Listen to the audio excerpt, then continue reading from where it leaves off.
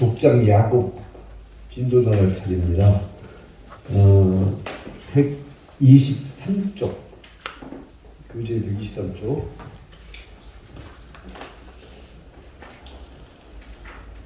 우리가 약 한 4분의 1, 3분의 1 가까이 이제 진도가 나가게 되는데요.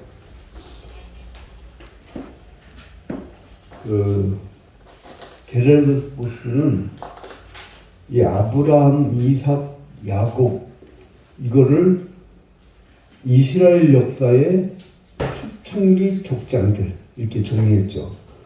그리고 이제 기억나시죠? 아브라함, 이삭, 야곱을 3단계로 나눠서 1단계 때는 처음 시도하는 거라 굉장히 힘이 들지만 큰 역사를 일으키는 사람. 그러니까 아브라함은 모든 민족의 복의 근원이 되는 큰 인물. 사실 큰 인물 아니고는 그 개척자적 정신을 가질 수가 없어요. 또 제가 아는 선배 목사님이 이렇게 말씀하더라고요.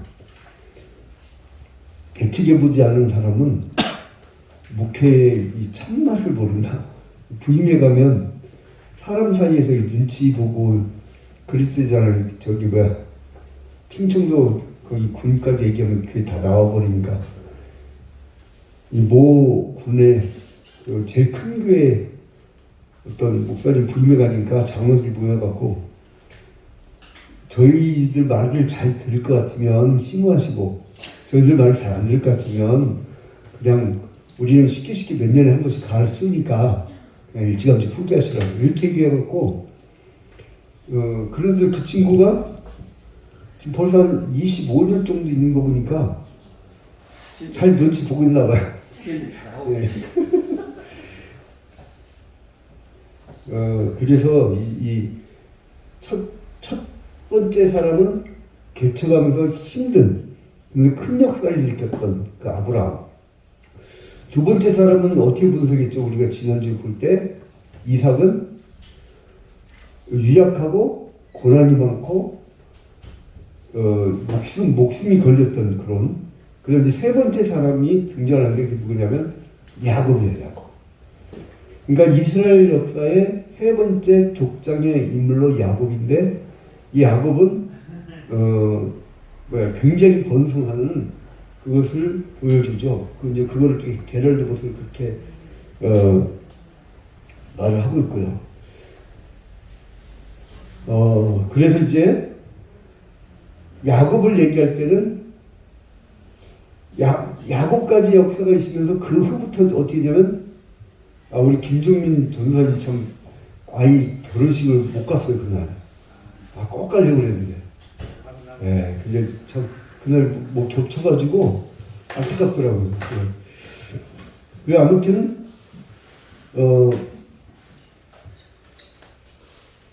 아브라함과 이삭과 야곱의 하나님이 너희와 맺은 언약대로 이제 이것이 계속 이어져 가요. 모세 때도 다윗 때도 아브라함과 이삭과 야곱의 하나님이. 그러니 야곱이 하나님의 축복의 계승자로 이제 등장을 하죠. 근데 이 계승자로 등장을 하는데 여러분이 잘 봐야 될 게 뭐냐면 이 축복이 여기 좀 이따가 교재에 나오겠지만 여기서 이중예정설이 나오는 거예요. 개혁주의의 굉장히 중요한 예정설이죠. 이중예정설.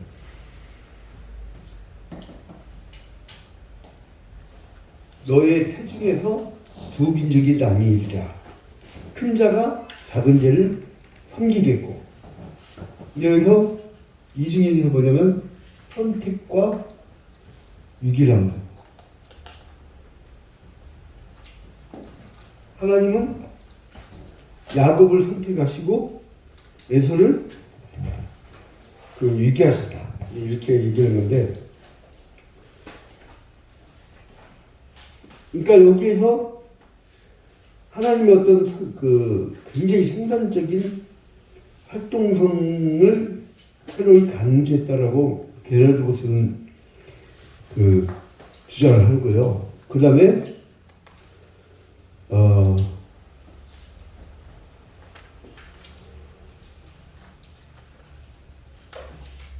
그 야곱은 초기 그러니까 세 족장 중에서 즉 아브라함, 이삭, 야곱 중에서 가장 이상적이지 않은 인간의 모습. 좀 좋게 얘기하면 이 처세에 강하고 나쁘게 얘기하면 무슨 사기꾼이잖아요. 자기 아버지 사기쳐 먹었잖아요. 이제 그런 이상적이지 않은 사람으로 나타나요. 그러니까 뭐냐면 하나님의 이 예정, 즉 선택은 인간부가 아니라는 거죠. 업보를 많이 쌓고 좋은 일을 많이 해갖고 하나님이 축복을 주는 게 아니고, 그러니까 기독교 사상은 인간부가 아닌데, 인간부가. 이게 보통 인간부를 생각하잖아요. 인간부가 아니다. 우리는 보통 보상받고 그 보상해 주신 하나님을 생각하는데 저는 그렇지 않아요. 그러니까 하나님의 은혜가 일방적으로 있다는 거죠. 인간부가 아니고 하나님의 은혜. 하나님의 은혜가 일방적으로 있는 이제 그런 것이다. 그리고 이 선택을 할 때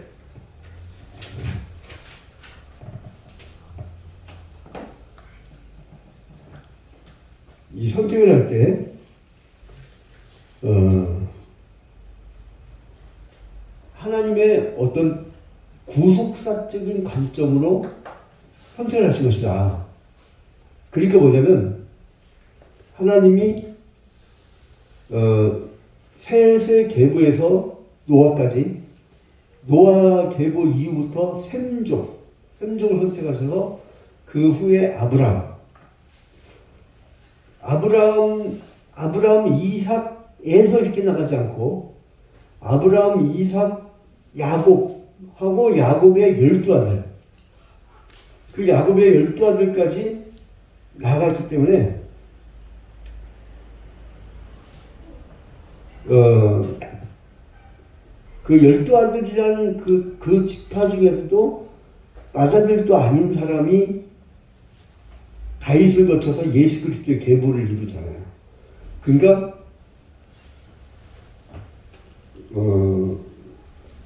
유다 지파라고 하는 그 그림을 그리기 위해서 야곱을 준비시켜 주신 하나님.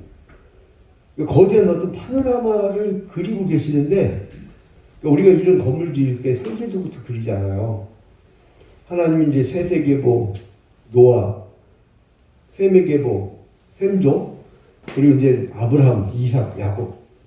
이삭에서가 아니라 이삭, 야곱으로. 그리고 12지파로 그려내고 또 거기서 유다 지파를 통해서 다윗 왕가와 그리고 또한 예수 그리스도의 계보를 이어주는 하나님의 큰 밑그림이 있었다는 거예요. 그러니까 구속사적인 예정이라고요. 이 예정은 구속사적이야. 그래서 이제 이 구속사적인 그 역사를 펼쳐나갈 때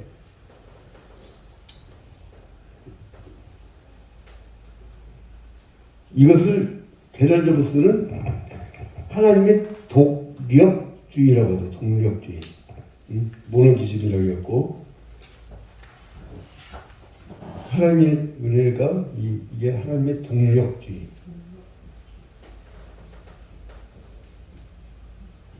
모노기즘이죠. 모노기즘.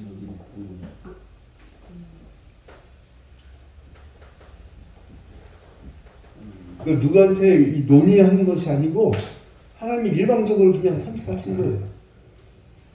그 하나님의 독력주의다 이렇게 얘기를 하면서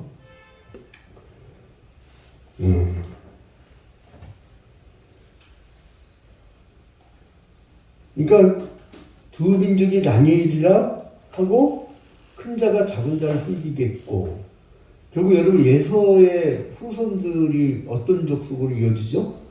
저쪽 동쪽으로 에돔 족속, 에돔, 그죠? 에돔 족속. 그리고 이스라엘 백성들이 가는 곳마다 방해꾼이 됐던 게 그게 에돔 족속이에요. 그래서 이제 이걸 지금 우리는 신학을 하기 때문에 성경 공부가 아니고 신학을 하기 때문에 지금 이제 이거를 학문적 체계로 만들어준 작업들을 이 교재에서 하고 있습니다. 그러니까 이제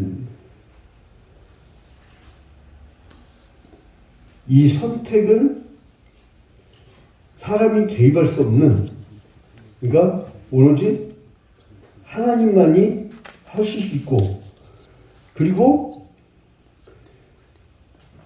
이것을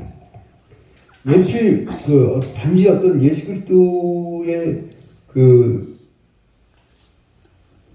이 12지파, 12제자까지 나아가는 그런 곳이 아니고, 이제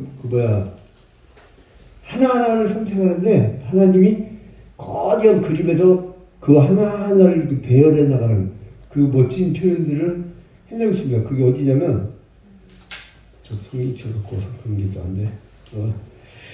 어디를 보시냐면 여러분, 로마서 9장 11절. 로마서 9장 11절.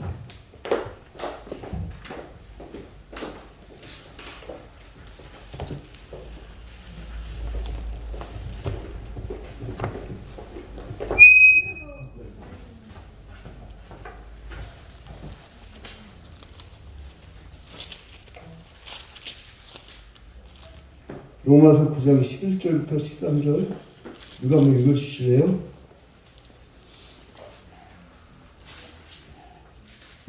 로마서 9장 11절부터 13절. 그 자식들이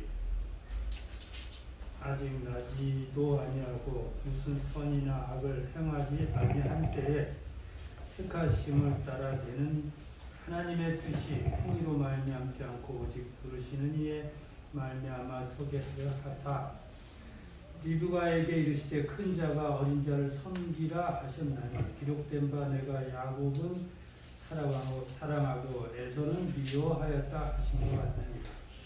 그 자식들이 아직 나지도 않았는데 무슨 행동이 있겠어요? 행동이 없었죠. 그러니까 우리가 행위권이 아니고 하나님의 그 선택권, 우리가 그 주장하는 게 이거죠.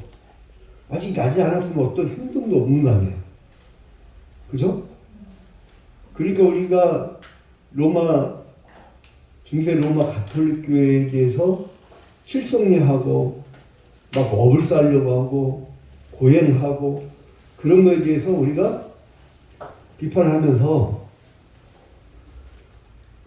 오직 하나님의 은혜로, 하나님의 절대 주권으로 우리가 구원을 받는 것이다라고 주장하는 것이 바로 이런 거죠. 아무 행위가 없잖아요. 나지 않았으니까. 뭘 태어나야 뭐 그것들 넘어지든 할 거 아니에요. 근데 그 자식들이 아직 나지도 아니하고 무슨 선이랑 악을 행하지 않을 때 그 사람이 아직 안 났으니까. 나야 선을 행하든 악을 행하든 그러죠. 그때 택하심을 따라 되는 하나님의 뜻. 그러니까 이게 선택이라고요, 선택.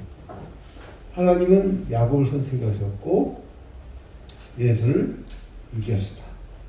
근데 이것은 그냥 한 사람을 치우고 한 사람을 택하고 그런 문제가 아니고 하나님의 거대한 구원사의 역사, 즉 셋으로부터 노아로부터 세민족의 역사, 세민족으로부터 아브라함, 이삭, 야곱 이후에 12지파, 12지파 중에서도 유다지파. 그래서 르호보암 중심으로 남유다가 2개 지파밖에 없고 거의 사실 유다 지파의 역사는 마찬가지잖아요. 그렇게 되는 거죠. 그래서 이것은 로마서 9장 11절 이하의 하반절에 보니까 행위로 말미지 않고 오직 부르신 이로 말미암아 서게 하사. 우리가 구원론에서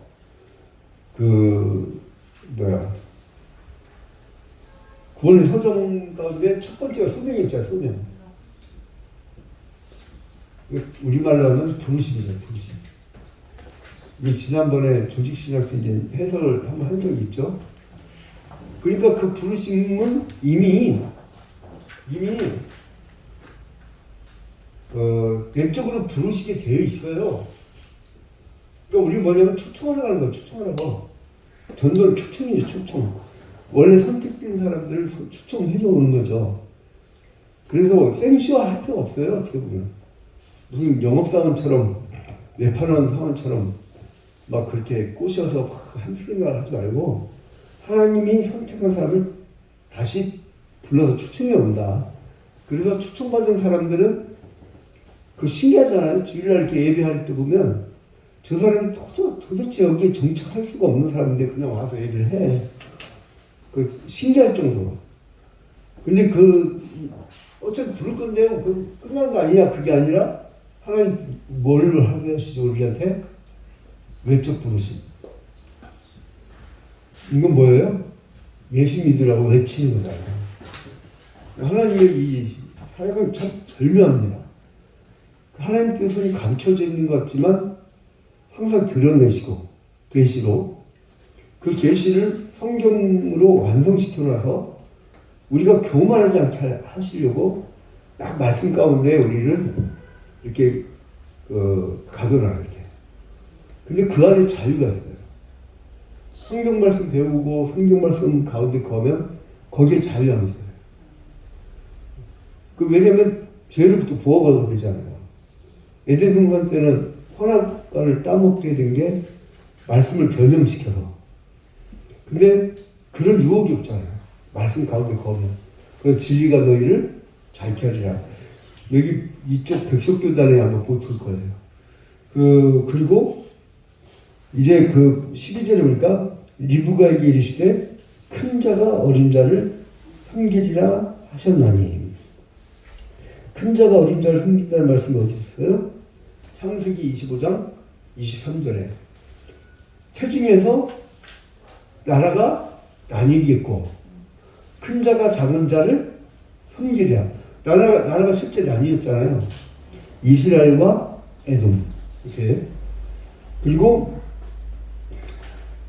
로마서 9장 13절에 기록된 바 내가 애굽은 사랑하고 에서는 미워했다 하신과 같으니라. 아니 지금 태어나지도 않았어요. 태어나지도 않았어요. 뭐 미운 짓도 아직 안 했어요. 애기들 키우다 보면 미운 4살이라며 4살 때 되면 애들한테 이거 갖고 놀아라 그러면 이게 뭐야? 이게 뭐야? 그러면 이게 뭐 펜이야? 그러면 펜은 왜 만들었어? 그러면 설명해주고 나면 그러면 이 펜 갖고 뭐 하려고?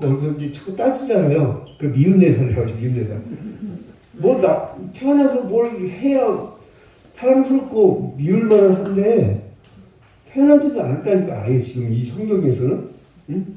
자식들이 아직 낳지도 아니하고 그때에 그러니까 선택과 유기가 된 그 구조가 있었다는 거예요. 자, 그리고 이거 덥지? 안 더우세요? 나만 더운 건가? 저는 자켓을 못 써도 아주 딱 좀. 그래요?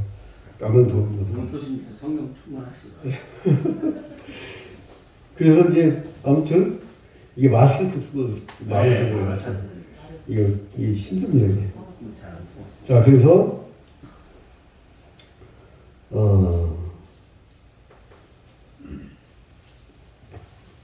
이 선택이라는 것은 짠 칼뱅이 그런 얘기를 했거든요. 택함 받은 사람은 기분이 되게 좋다는 거예요. 그가 선택받은 사람에게는 예정설이 굉장히 반가운 거고 감사한 거고 더 믿음을 굳건히 만드는 동력이 되는데, 선택을 받지 못한 사람은 기분이 나빠요, 더러워요? 어려워요. 기분이 더럽잖아요. 그러니까 그 자체를 부인하고 싶은 거야. 그 자체를. 그래서 이 예정설이 이성적으로 판단이 안 된다라고 이제 얘기를 하죠. 이제 그래서 아브라함과 이삭과 야곱으로 이어지는 그 구도가, 하나님은 야곱을 향해서 가는 이유가 뭐냐면 하나님의 언약의 실현의 과정으로서 야곱을 택하였고, 그 다음에 만세전에 이미 선택과 유기라고 하는 틀로 이미 우리에게 주신 것을 증명하고 있다, 이거죠. 자, 그리고 야곱이 선택을 받은 후에 큰 자가 작은 자를 섬기겠고, 그 말씀을 알지도 못했는데 형이 팥죽을 끓일 때 자기가 팥죽을 끓일 때 형이 들여나가서 돌아와서 배가 고프니까 사람이 가장 절박한 거 아니에요. 지금 가장 필요한 게 뭐예요? 지금 예서는 먹을 거예요, 먹을 거. 그래서 그 장자권을 팥죽 한 그릇에 팔아버리죠. 그러면 이 장자권은 무엇을 의미합니까? 셈족의 족장은 하나님의 축복을 이어가는 그 상징적인 있단 말이에요. 그러니까 뭐예요? 하나님의 축복을 팥죽 한 그릇보다 귀하게 여기지 않은 거예요. 귀하게 여기지 않은 거예요. 그러니까 하나님의 축복을 귀하게 여기지 않은 거예요. 그러니까 지금 뭐냐면은 먹고 사는 일하고, 그리고 하나님의 일하고, 즉 믿음생활이죠, 믿음생활. 하나님은 분명히 일하지 않는 자를 먹지도 말라고 했어요. 노동을 해야 돼요. 근데 뭐예요? 먹고 사는 문제만, 전적이잖아요, 지금 에서는. 오직 자기 생각에 뭐만 있어요? 팥죽 한 그릇밖에 없는 거예요. 영적인 하나님의 그 축복에 대해서는 신경을 안 쓰는 거예요.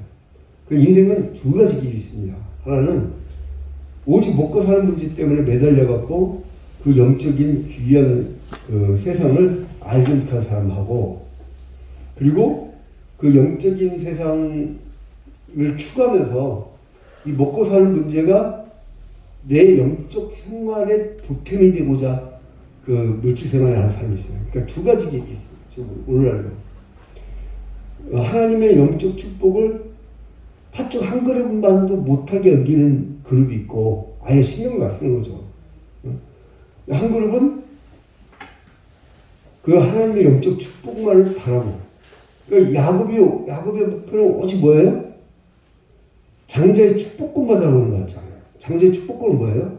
하나님이 그 페트리아크라고 저기 족장들의 역사를 이어갈 때 그 족장들의 장남들에게 이어져가는 그 축복, 오직 그것만 갖고 싶은 거예요. 하나님 축복만. 목표가 오직 그거예요. 하나님 축복. 한 사람은 오직 팥죽 한 그릇이면 뭐 장자 명분이고 뭐고, 그러니까 값싸게 여겨버렸다는 거예요. 값싸게. 자, 그래서 이제 그 이삭이 자기가 나이 많고 이제 죽을 때가 다 돼가지고 눈도 안 보이고 그래서 축복을 주려고 했는데, 그거를 이제 가르치잖아요.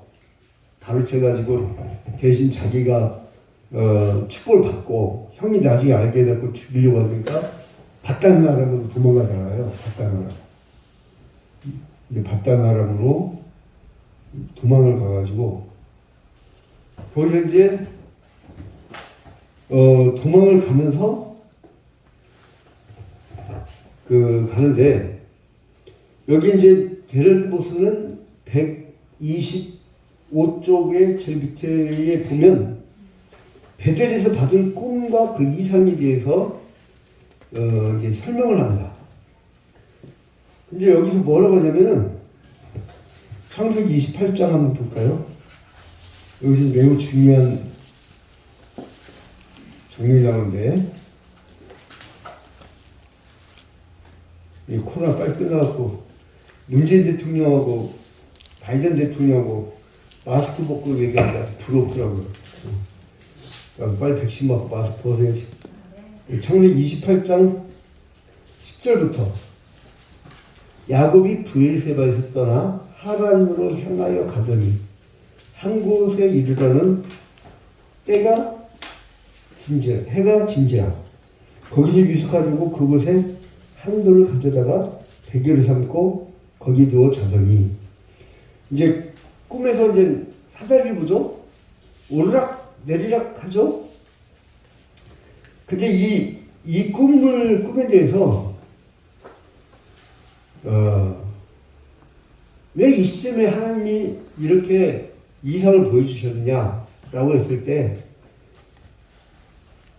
야곱이 어디 있다가 어디로 도망가는 거예요? 약속의 땅이 있었잖아요. 약속의 땅. 그러니까 안전하고 하나님 축복이 있고, 그리고 이 야곱은 또 어렸을 때부터요, 야곱이 사냥 나갔다는 기록 봤나요? 그럼 그 얘기는 뭐냐면, 야곱은 장막에 늘 머물면서 그 이삭과 또 그때 한 15년간인가는 3대가 같이 살았어요. 아브라함, 이삭, 야곱. 그러니까 이삭은 장막에 머물면서 아브라함에게도 신앙교육 받고, 또 리브가에게도 신앙교육 받고, 그래서 마치 주의 장막에 문지기를 있는 것이 더 좋사오니 하는 것처럼 그 장막에 거하면서 이 사람은 신앙적 교육을 엄청 받은 거예요. 에서는 먹고 사는 데는 1등이야. 근데 막 헤매는 거야, 이렇게. 그런 구두가 그려져요. 그러면서 이 사람이, 야곱이 그 안전히 거하던, 맨날 그 장막에서 신앙교육을 받던 그 안전하게 거하던 곳에서 이제 하란으로, 바단 나람을 지나서 하란으로 가는 그 여정에서 그쪽의 땅은 어떠냐? 우상숭배가 가득했고, 이제 세속에 물들어 사는 사람들이 가득했던 거예요. 그러니까 하나님이 그 도중에 이 사람에게 다시 한번 주지를 시킬 필요가 있었어요. 창세기 28장 10절부터 22절에 보면, 그래서 이제 그 13절 끝에 이삭의 하나님이라 내가 누워있는 땅을 내가 너와 내 자손에게 줄 거야 라고 하고, 내 자손이 땅의 티끌처럼 많을 거야 라고 또 약속을 하죠.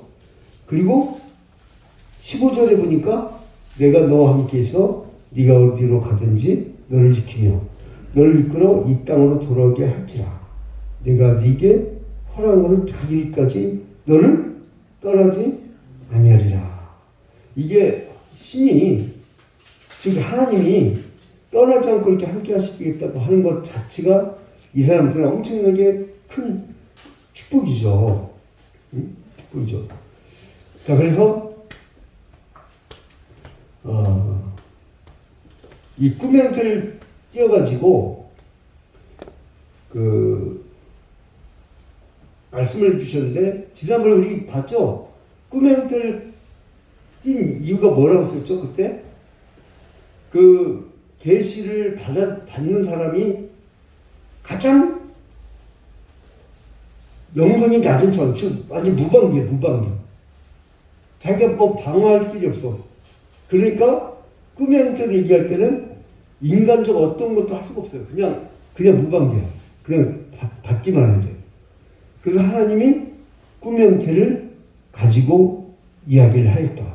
그리고 이제 중요한 것은 이때까지는 엘로힘으로 소개하지만 나중에는 이제 그 야훼로, 즉 여호와로 이름이 바뀌게 되어진다. 이렇게 얘기를 하죠. 자, 그러면 이 꿈이라는 것은, 이 꿈에 대해서 더 보는데, 꿈이라고 해서 오늘날 그런 꿈도 있지 않냐. 오늘날 꿈도 있지 않냐. 이때 당시의 꿈은 하나님이 계시를 주는, 하나님 계시를 주는 그 현장에서의 계시, 현장 계시. 그죠? 근데 이것이 나중에 이런 하나님의 뜻을 전달하려고 기록된 계시로 이어져 가게 하죠. 기록된 계시. 그게 뭐예요? 성경이죠, 성경. 근데 이 아브라함처럼 이런 스토리를 또 누군가를 갖고 있는데 또 반복하면 그 성경이 똑같은 하나님의 그 계시의 역사를 계속 반복해서 보니까 뭐 똑같은 게 또 반복하네 이래버린다고. 그 다음에 그 계시받은 것만 그 읽다가 인생이 끝나버려요. 그래서 제가 볼 때는 이 성경 구약 39권, 신약 27권 이게 아주 지금 딱 이상적인 것 같아요. 우리가 읽기도 좋고. 그래서 하나님이 이 기록된 계시를 완성해버렸잖아요. 완성. 이걸 완성했죠. 그래서 더 이상 이 현장에서 계시 같은 꿈 형태로 보여줄 필요는 없다는 거예요. 신학적으로 그냥 보여줄 필요 없다고 하세요. 그냥 그게 편해요. 그 다음부터는 누가 비상시에 하나님의 어떤 부르심을 어쩌고 여러 가지 논쟁이 있는데 그것은 개인적으로 생각하지. 개인적으로. 교회에서는 하지 말아요. 교회에서는. 그리고 이것을 이 기록된 계시를 우리는 인터프리트하는데 해석자로서 우리는 해석된 계시를 통해서 지금 성도들에게 말해주는 거예요. 그러니까 이때의 꿈은 지금 기록된 계시를 해석해 주는 사람으로서 우리가 그 이야기를 하는 거죠. 근데 여기서 게르도부스는 뭐라 하냐면 이 꿈에서 보일 때에 그 사자리가 오르락 내리락 했잖아요. 그 사자리 천사들이 오르락 내리락 했잖아요. 그러니까 이 사자들이 오르는 것은 야곱에 필요한 것을 가지고 올라갔다고 표현해요. 그럼 이 표현이 멋있어요. 게르드 보스는 뭐라면 사자들이 야곱에 필요한 것을 알고 갖고 올라갔다. 사자리 오를 때. 참 얼마나 감사합니까? 이 천사가 우리의 필요를 알고 하나님께 이게 필요해요 라고 보고서를 갖다 드리는 거예요. 그래서 기도하면 나는 거죠. 기도하면 나는 거예요. 그 다음에 이제 내려온 건 뭐냐? 하나님의 은혜와 은사를 주려고 내려왔다. 이렇게 사자들이 하나님의 은혜와 은사를 가지고 내려왔다 이렇게 표현을 합니다. 그리고 야곱이 뭐 하고 있었어요? 지금 자고 있잖아요. 자고 있으면 여러분이 어떤 인지를 할 수 있습니까? 저 같은 경우는 잠을 그렇게 조금 자도 낮에 이렇게 멀쩡한 이유가 뭐냐면 누가 업어가도 몰라. 그렇다고 진짜 와서 업어가지 마시고 업어서 몰라. 진짜로 먹고요. 그냥 완전히 기절 상태로 자요. 그러면 봐봐요. 그러면 지금 외부에서 뭐 하고 있는지 알아요, 몰라요? 모르는 거예요. 그러니까 야곱이 인식하든 하지 않든 하나님은 돕고 계시다는 거예요. 그 뭐죠? 그 시편 127편인가? 하나님은 사랑하시는 자에게 잠을 주시는도다. 뭐 수면제 먹인 거 아니잖아요. 그게 한글 성경이 히브리어 번역할 때 거꾸로 했어, 거꾸로. 좀 오기야, 오기. 하나님이 사랑하신 자에게 잠을 주시는도다 이게 아니고 하나님이 사랑하신 자에게는 잠을 잘 때에도 사랑해 주신다는 거예요. 잠을 잘 때에도. 내가 깨닫지 못하고 내가 아무 의지가 없다 할지라도 인지를 못하도 돼. 내가 어떤 일에 대해서 인지를 못하더라도 인지를 못하는 것까지도 하나님이 사랑해 주시고 그 일을 해주신다는 그 구절이죠. 그래서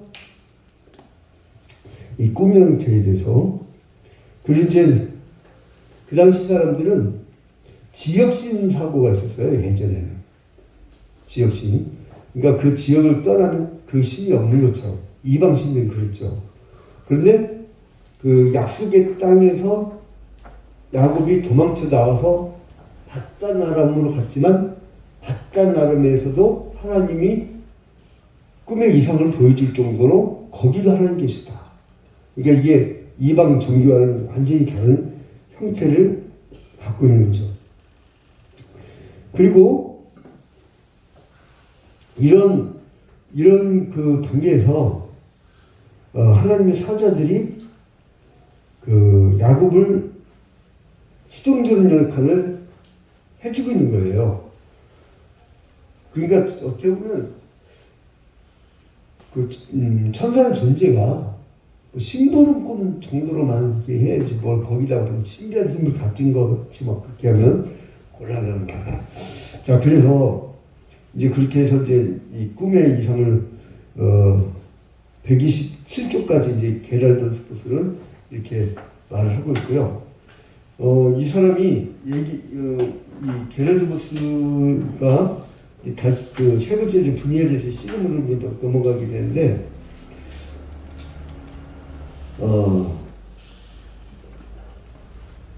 아까 얘기했듯이 28장 15절에 내가 너와 함께 있어 네가 어디로 가든지 너를 지키며 너를 이끌어 이 땅으로 돌아오게 할지라 내가 네게 허락한 것을 다 이루기까지 너를 떠나지 아니하리라. 이렇게 한 이유는 뭐냐? 첫째로는 야곱을 인정하셨다는 거예요. 야곱을 인정해 주셔서 네가 어디로 가든지 내가 너와 함께 할 것이다 라고 얘기하는 거죠. 그리고 이 문제는 어떻게 할 거냐? 이삭과 신앙적으로 이걸 어떻게 할 거냐? 이삭과 야곱의 축복의 관계. 이삭은 진심으로 예수를 축복해 준 거예요. 그럼 빗겨 맞은 축복도 축복이냐? 이게 문제. 근데 아까도 말씀드렸지만 삶의 목표가 예수는 오죽 팥기가. 일단 먹고 사는 게 그 하나님의 축복과 장자의 축복과 될 수 없는 오직 그거예요. 오직 오리 먹고 사는 거. 근데 야곱은 뭐예요? 온통 녹슬이 가버리면 하나님께 축복받는 거예요. 신적인 어떤 그런 관점. 그래서 이제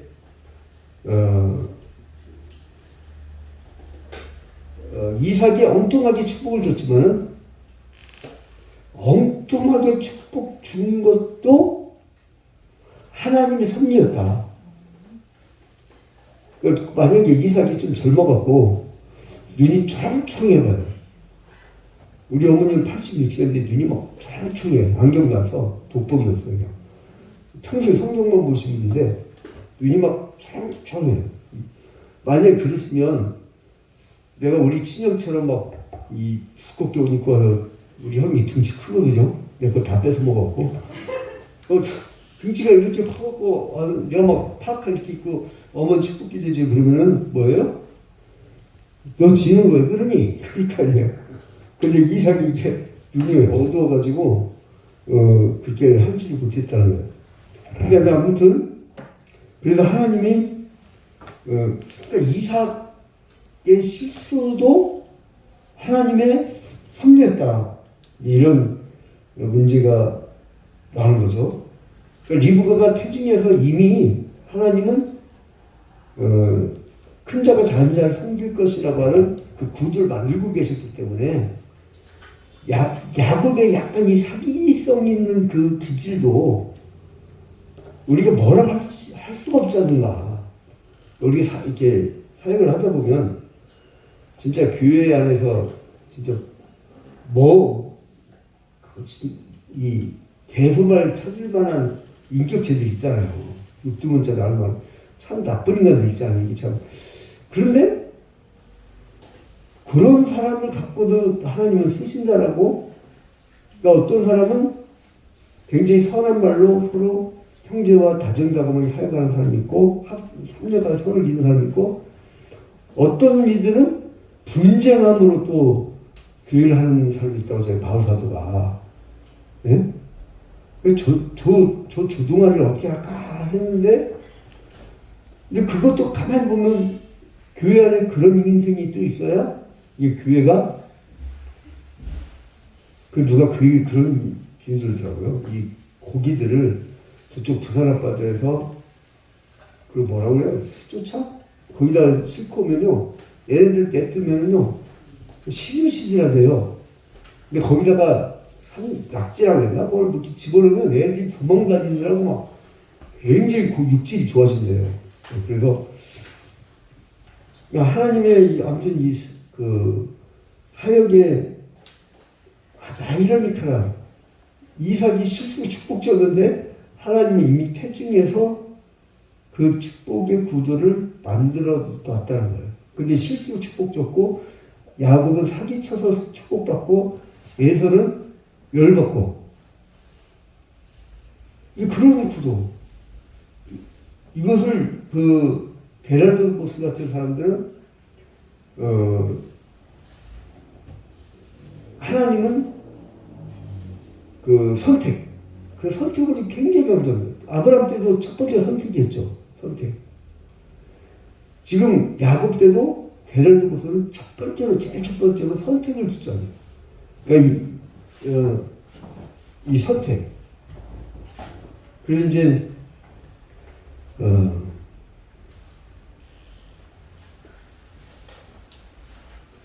그러면 이 리브가와 야곱의 그 속임수는 그게 이제 죄냐? 어? 이런 문제에 봉착하게 돼요. 이제 어차피 신학을 하는 시간이니까 신학적인 해석을 해야죠. 이건 뭐냐면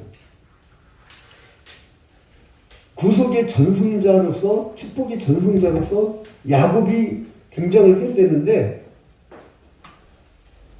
이삭이 실수로 잘못한 것까지도 하나님의 섭리자라고 이렇게 규정을 해버립니다.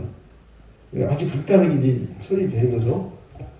그래서 이제 그 약속의 확인을 바로 창세기 28장에 하나님이 베델에서 그 야곱에게 임재하신 것을 통해서 확인을 시켜주는 거, 확인을. 그러니까 이 약속은 언약 전승자에게만 주시는 하나님의 축복이었다. 이겁니다. 그리고 이제 그래서 우리 인격이 야곱보다도 못하더라도 하나님이 선택한 자는 어떤 수를 써서라도 언약의 상속자로서 축복을 주실 거라고 합니다. 자, 그리고 이제 매우 중요한 문제가 나오는데요. 뭐냐면은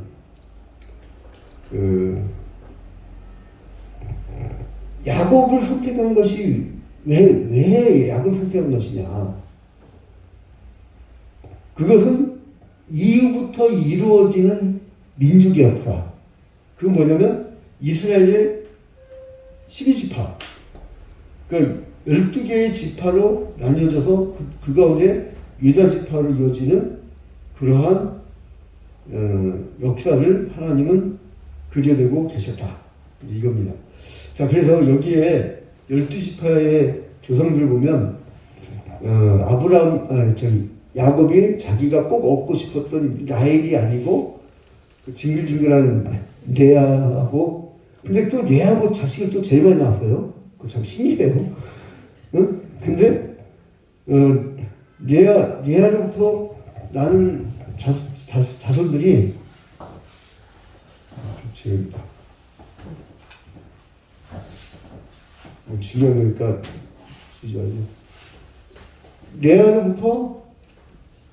레아가 첫 번째 낳은 자식이 누구예요? 르우벤이에요. 아, 여기 수준이 높아. 이 르우벤인데 이 장자의 축복을 왜 이어받지 못하죠? 이 르우벤이 자기 아버지의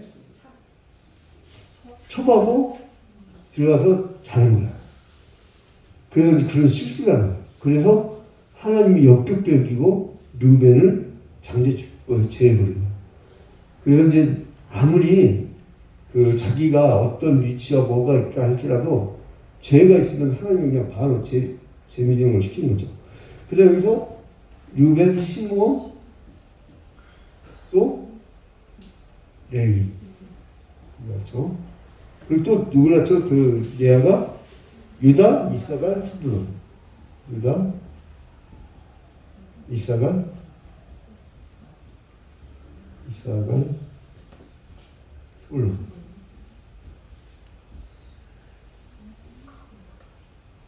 스불론. 자, 이렇게 나왔고, 그 다음에 그 몸종 빌라가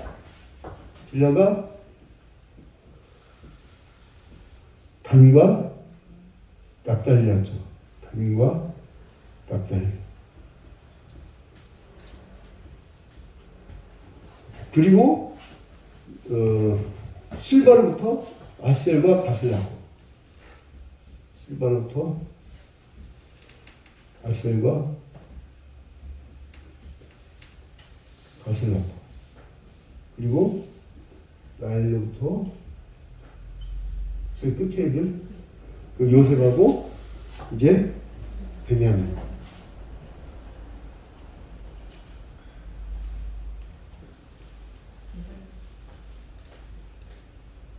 자, 근데 12명이잖아요. 근데 여러분 12지파에서 요셉이 들어가야 돼요. 안 들어가죠. 그 이유가 뭐예요?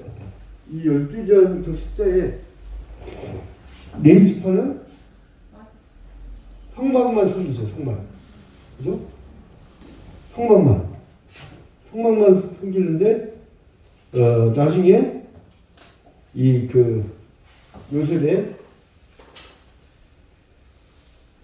자손으로 에브라임과 므낫세가 이어받게 되죠. 그러면서 이게 딱 12를 맞추는 거예요. 레위는 성막을 섬기게 될 사명을 두고 있고, 여기 에브라임과 므낫세는 12로. 그러니까 나중에 예수님의 12 제자 중에 하나가 자살하고 이탈하고 나니까 초대교회 성도들이 어떻게 해요? 마가다락방에서 제비뽑기로 마띠아를 선출하세요. 마띠아를. 그 이유가 있어요. 히브리 문학에서는요, 숫자를 굉장히 중요한 상징 물로 삼습니다. 왜냐면 3은 그 신성의 숫자고 7은 완전의 숫자고. 그래서 아모스서에 보면 너희의 서너 가지 죄로 인하여 내가 너희를 벌하리니 하면서 서너 가지밖에 죄 안 졌으면 아이고 저에 비하면 정말 성인이지 성인. 그런데 서너 가지 뭡니까? 3 더하기 4는 7이잖아요. 완전히 타락했다는 게 완전히 타락했다. 그리고 이제 12는 공동체의 숫자 12. 그래서 이 사람들이 희한하게 레위지파가 그 성막을 섬기게 되는 사명을 띠니까 요셉 지파라고 하지 않고 그 후손 에브라임과 므낫세를 나눠갖고 기업국 12를 채워. 예수님의 제자 12명 중에 한 명이 이탈하니까 마띠아를 선출하고. 이런 문화를 좀 이해를 하지, 그 사람들. 그리고 이제, 그리고 천의 숫자는 영원의 숫자잖아요, 영원.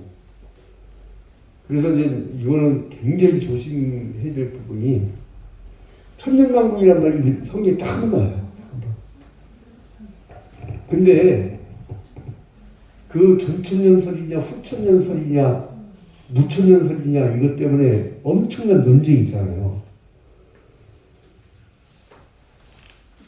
지금 숫자 얘기에다가 여기까지 나옵니다, 지금. 전천년설은 뭐냐? 천년 천년 왕국 앞전, 천년 왕국의 앞전자 전천년, 천년 왕국의 앞전자 전천년, 천년 왕국 전에 예수님이 재림하신다. 이게 이제 전체로 드리고, 천년 왕국이 지난 다음에 후에 그 하나님의 나라가 완성되고 예수님이 재림의 역사가 일어난다. 이게 후천년설. 이 천년이라는 숫자는 영원 숫자야. 그러니까 영원한 천국이라는 개념이라고 하는 무천년설이 있어요. 무천년설. 근데 이 개혁주의에는 전천년주의자가 많은데 반면에 전천년주의자들에게 이단이 제일 많이 나왔어요. 그리고 왜 그러냐면 휴거를 해야 되잖아. 휴거를. 이 땅에 뭐 사명이 있든 없든 이 땅이 막 오염으로 뭐 비닐하고 플라스틱 하도 많이 써갖고 그게 뭐 이 그 물고기 속에 들어가서 사람들이 변형을 일으키든 말든 중요한 거는 아유 이런 세상 들어오니까 빨리 주님 빨리 오셔갖고 휴거만 하면 돼. 휴거만. 그러다 보니까 좀 사회선계적인 그 마인드가 많이 없어요. 우리 저기 전천년주의자 이쪽은. 저는 요즘에 호감을 많이 갖고 있는 게 무천년주의. 영원 숫자입니다. 히브리문화 영원 숫자. 그러면 이게 그냥 영원한 하나님 나라를 의미하는 것이지. 그리고 또 후천년주의자들은 뭐라고 주장하냐면 이 땅에 천년 왕국을 만들어야 된다는 거예요. 그래서 막 사회선교도 열심히 하고 자기들 막 이 땅에 하나님 나라를 만들기 위해서 열심히 막 봉사하고 그러잖아요. 그리고 나서 주님이 나중에 오신다. 이런 주장을 하는 전천년, 후천년 이제 이런 것들인데, 그래서 아무튼 12이라고 하는 그 공동체를 이루어요. 그러니까 하나님은 기가 막히시죠. 세세계로부터 쭉 오다가 노아계로부터 왔다가 셈 족속으로부터 쭉 이어져 오다가 셈 족속 중에 아브라함, 이삭, 야곱, 그러면서 이 야곱의 12지파를 중심으로 이제 이스라엘 역사가 펼쳐가잖아요. 성경 역사가. 이걸 이제 하나님이 준비한 거예요. 그러니까 야곱이 너의 민족이 나뉘겠고, 에서의 후손이 에돔 족속이 되죠. 그죠? 그리고 나중에 야곱은 이스라엘이라고 하는 이름을 얻게 되고, 그걸 딱 나뉘어지죠. 나중에는 더 나아가서,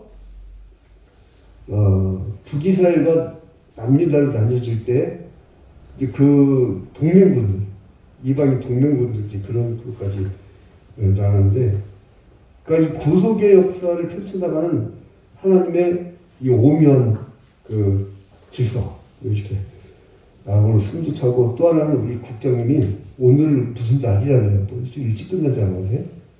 무슨 날이에요? 네, 오늘은 일찍 끝나. 아, 그랬구나. 나보고 일찍 끝내요. 빨리 가라고.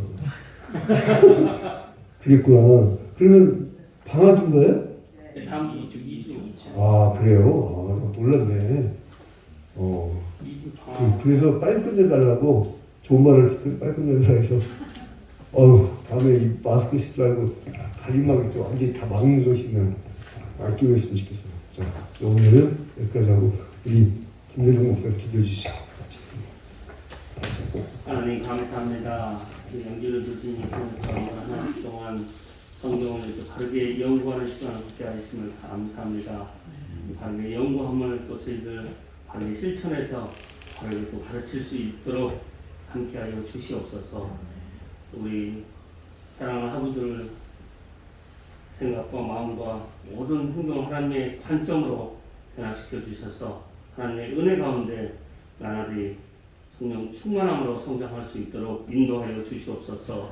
경중에 있는 우리 성도, 경중에 있는 우리 하부들 지켜주셔서 영원간에 강건함으로 회복해서 함께 하나님의 이 사역을 하나님 나라 의가 확장되는 이 일에 끝까지 완주할 수 있도록 함께하여 주시옵소서. 감사드리오며 예수님의 이름으로 기도드리옵나이다.